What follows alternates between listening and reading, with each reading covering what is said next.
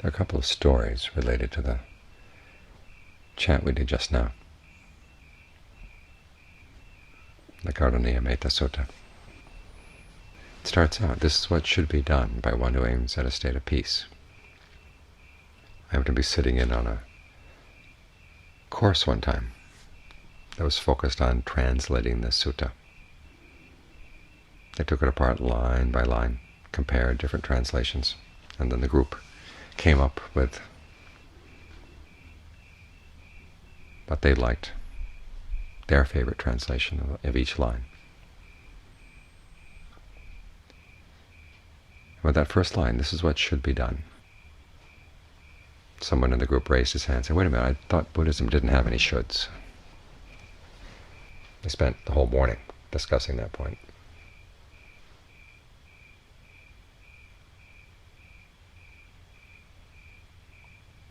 It's not like the Buddha was a lawgiver and forcing people to do things.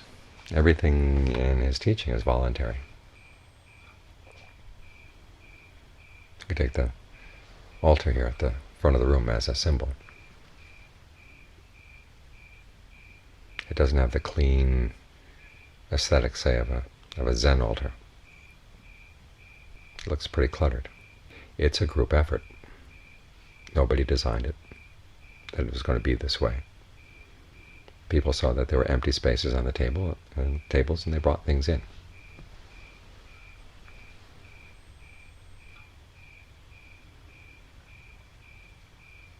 It's an entirely voluntary and entirely group effort.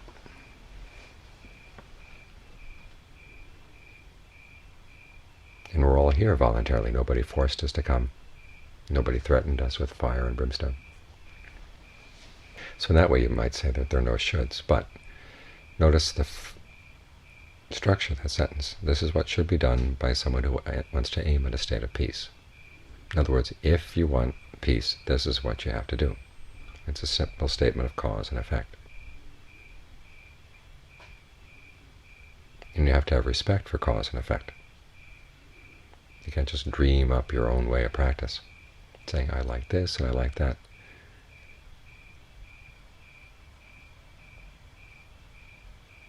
The spiritual life is not a smorgasbord. Some things work, other things don't. And if you want to get results, you submit to what works. You have to put your likes and dislikes aside. Someone once said, the great way is not hard for those with no preferences. Now you do have the preference of wanting to get results. But if you learn to put your likes and dislikes off to one side and see, okay, what does get results?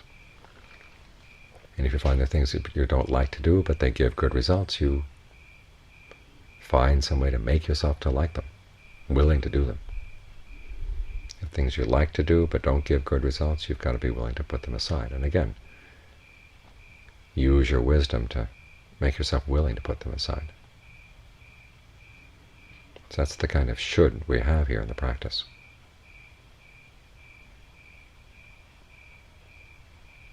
The second point was the line that says one should be easy to instruct. Now, if you've ever been a teacher, you realize there are two qualities you look for in a student who's easy to instruct. One is the student is respectful and obedient, and the second one is the student is smart and knows how to think independently. And those two sets of qualities very rarely go together. And yet they're essential for the practice.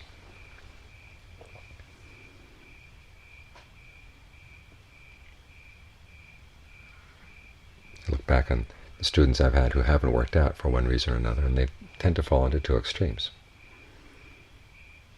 One is a student who wants to be told precisely what to do and not to think and not to have any responsibility. Just be told, do X, and then just do X without having to think about it. No questions asked. And the teacher is responsible for guaranteeing results. That doesn't work. Because you have to learn how to check what you're doing and see what's working and see what's not working. You have to be responsible as well. The other extreme, of course, is a person who doesn't like to be told what to do at all. Wants to left to be totally free.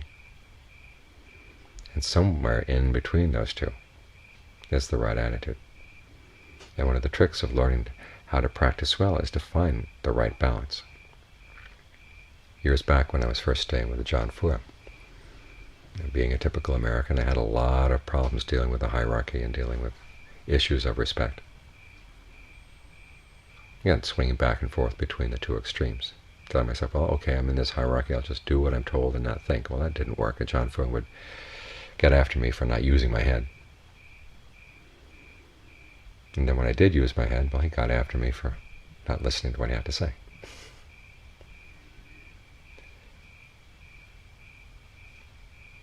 After a while, it became obvious to him that I was really having problems finding the right balance. So he told me a story of his time with Ajahn Lee. There was one time toward the end of Ajahn Lee's life. He was building a new monastery on the outskirts of Bangkok, Wat Sokaram. And the temple committee decided they wanted an ordination hall. That's typical in Thailand, ordination halls. They tend to be on an east-west axis, with the Buddha on the west side of the ordination hall facing east, like the one we have here.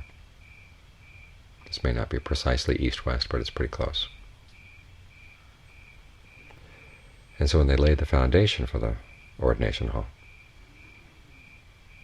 what's typically done in Thailand is under the spot where the Buddha image is going to be there, make a concrete box and put all kinds of auspicious things in there.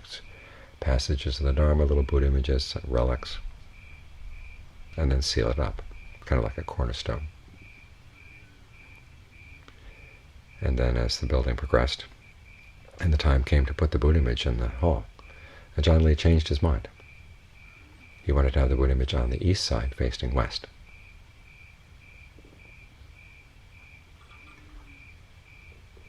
And as Ajahn Fuang once told me at another occasion, he said, that was to symbolize the fact that Buddhism was going to go west. But anyway, when the hall was done, someone realized that the spot where they'd put that box full of auspicious things was not under the Buddha image anymore. In fact, it was under a spot where people were going to be stepping over it, which is a real taboo in Thailand. You don't step over sacred things. So they brought this to Ajahn Lee's attention. So he turned to Ajahn Fuang and said, okay, tomorrow get all the monks in the monastery under the hall. There was kind of a crawl space. And move the box. Ajahn Fuang thought to himself, he said, there's no way we're going to be able to move that box. It's buried deep in the mud. But he also knew that if he'd said, well, there's no way to do that, Ajahn Fuang said, well, if you don't have the conviction, I'll find someone else that does. So the next morning, Ajahn Fuang got all the able-bodied monks and novices in the monastery down in the crawl space under the ordination hall with lots of rope, tied it around the box, and tried all kinds of ways of moving the box.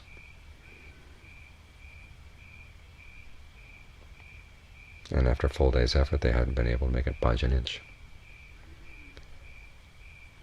So that's when Ajahn Fuang went back to Ajahn Lee, and he said, how about if we make a new box under where the Buddha image is now? Open up the old box, remove all the sacred objects from the old box, and put them in the new box, and seal that one up. And Ajahn Lee nodded his head just a little bit to say, okay, fine.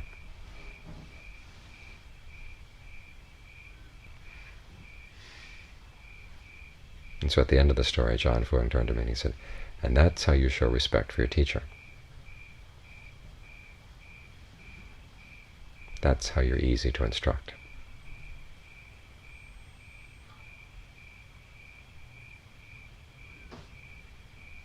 You do what you're told, but if it doesn't work, you come back and you say, look, I tried it, and it doesn't work. And then you can discuss it.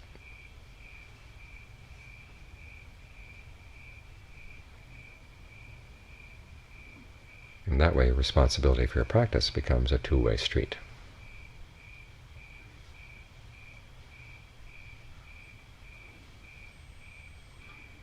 There's another spot where the Buddha says that the friendship with admirable people is the whole of the holy life. This practice is not anything you can do alone.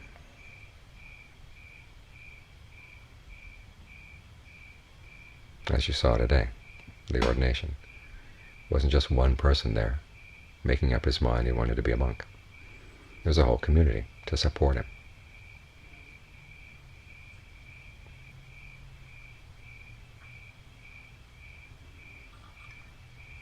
And this is the way it is, not just in ordinations, but every aspect of the practice. For each of us to practice, we depend on other people in one way or another.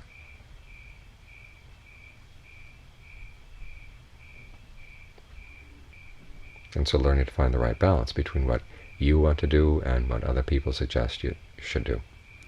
That's one of the big issues in the practice.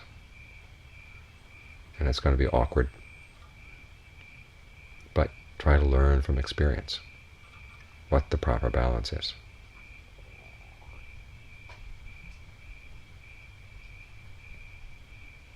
Where every side is acting voluntarily and every side is taking responsibility. That's how we help one another along.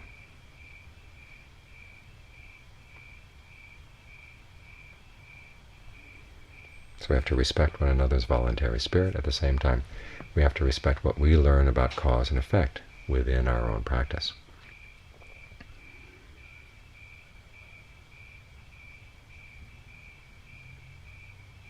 And learn how to develop the proper balance.